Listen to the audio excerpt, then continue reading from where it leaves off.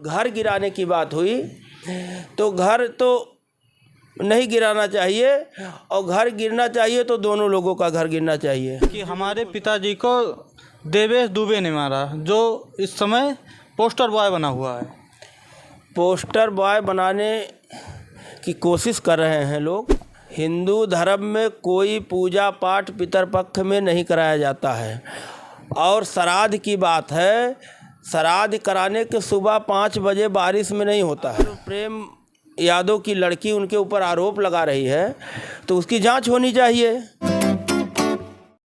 2 अक्टूबर गांधी जयंती का दिन था। महात्मा गांधी हमेशा अहिंसा का विरोध करते थे। 2 अक्टूबर को देवरिया के रूदपुर विधानसभा में फतेहपुर गांव एक पड़ता है, वहां पे अहिंसा हुई। प्रेमचंद यादव थे, पूर्व जिला पंचायत सदस्य थे, 2 बार जीते थे, 2 बार उनके घर में प्रधानी भी थी, सामाजिक आदमी थे, तभी वो जनप्रतिनिधि बने थे। उनको बुलाया गया। ऐसा आरोप लगाती है उनका परिवार कि ब्राह्मण परिवार ने उनकी हत्या की। तो उसके बाद भीड़ उग्र हुई। प्रेमचंद यादव के समर्थन में लोगों ने एक नरसंहार किया। 5 ब्राह्मण परिवार की हत्या हुई। नरसंहार नहीं होना चाहिए था, हत्या किसी की तरफ नहीं होनी चाहिए।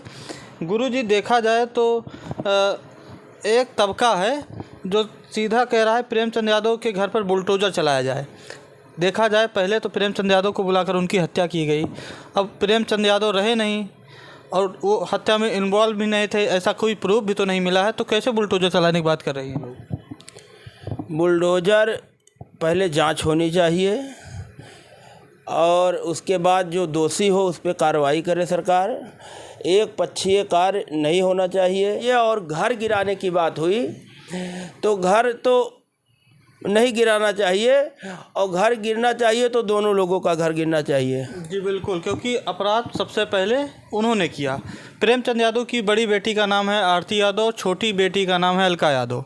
मीडिया के सामने वो चिल्ला कर कह रही हैं कि हमारे पिताजी को देवेश दुबे ने मारा, जो इस समय पोस्टर बॉय बना हुआ है। पोस्टर बॉय बनाने की कोशिश कर रहे हैं लोग, लेकिन पहले तो हल्ला हुआ एक ही बेटा बचा है और वो भी उसकी स्थिति गड़बड़ है और बाद में पता चला एक बेटा और है।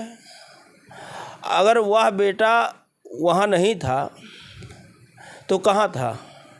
बाद में वह लड़का एंट्री करता है। बोला जा रहा है कि बलिया गए हुए थे। पहले बोला गया कि पूजा पाठ कराने गया था।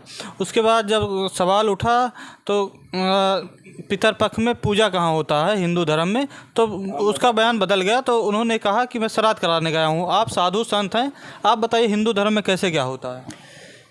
हिंदू धर्म में कोई पूजा पाठ पितरपक्ष में नहीं कराया जाता है। और श्राद्ध की बात है, श्राद्ध कराने के सुबह 5 बजे बारिश में नहीं होता है।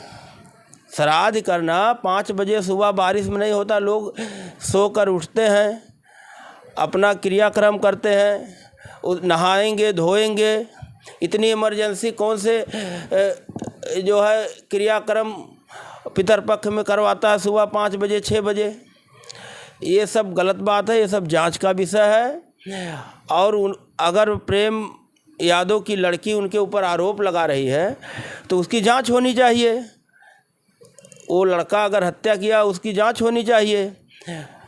हम तो जानते नहीं हैं कौन हत्या किया, लेकिन जो सवाल हो रहे हैं उसकी जांच होनी चाहिए।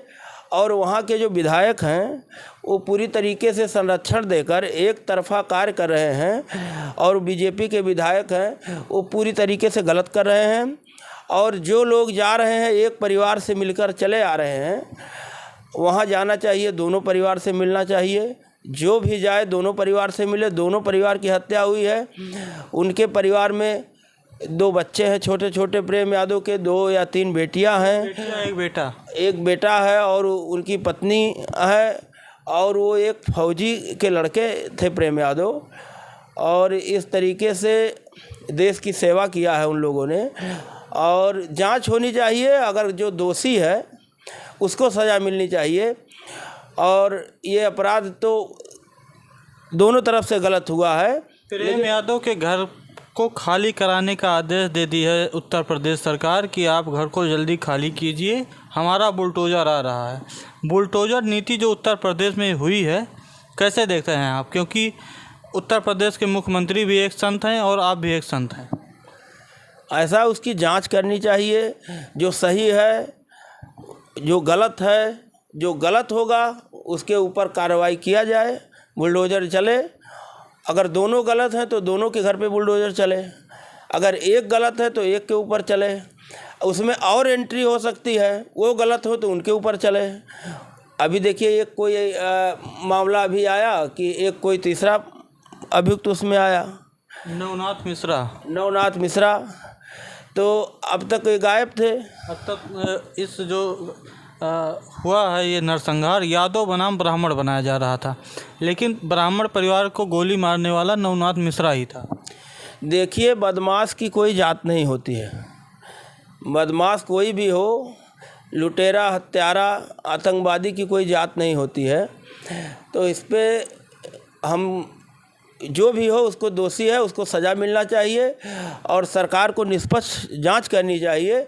जो दोषी है उसको सज़ा मिले, चाहे वो ब्राह्मण हो या यादव हो, जो भी अपराधी हो उसको सज़ा मिले। गुरुजी, जब ये देवरिया कांड हुआ तो आपका एक फेसबुक पोस्ट वायरल हुआ हनुमान जी को लेकर और लंका को लेकर, क्या पोस्ट था वो? यह पोस्ट था, सवाल किया जा रहा है कि हनुमान ने लंका क्यों जलाई, जबकि सवाल यह होना चाहिए कि हनुमान की पूंछ में पहले आग कौन लगाया। हमने यही अपने पोस्ट पे लिखा था, तमाम लोगों ने उस पर टिप्पणी किया, आप शब्द भी बोला। इसका मतलब गुरुजी क्या है पोस्ट का? इसका मतलब यही है कि पहले प्रेमचंद यादव को किसने मारा, जी। फिर जब मारा उसके बाद फिर उग्र भीड़ ने जो है इनके परिवार को मारा।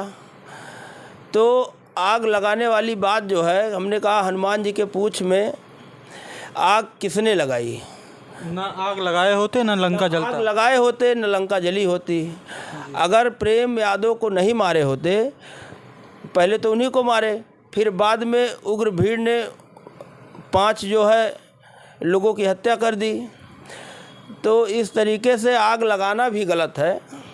यही हमने अपने पोस्ट पर डाला था, तो बहुत लोगों ने अपशब्द भी बोला, लेकिन जो सच्चाई है, हम एक संत हैं, तो इस तरीके से रामायण हमने देखा था, तो उसमें जो मुझे समझ में आया मैंने इस लाइन को डाला था और बहुत लोगों ने पसंद भी किया कि आपने सही लिखा, और बहुत लोगों ने अपशब्द भी बोला। तो हमको तो कोई दिक्कत नहीं है। दोनों लोगों को मैं धन्यवाद देता हूँ कि जो पक्ष में जिसको अच्छा लगा उसको भी धन्यवाद, जिसको बुरा लगा उसको बहुत ज़्यादा धन्यवाद। अयोध्या में मौजूद थे, अयोध्या हनुमानगढ़ी के महंत मनी रामदास जी थे, अपनी बात रख रहे थे। क्या प्रतिक्रिया है आपकी, कमेंट में हमें बताइएगा। वीडियो अगर पसंद आएगा तो लाइक कीजिएगा, शेयर कीजिएगा। बहुत बहुत धन्यवाद।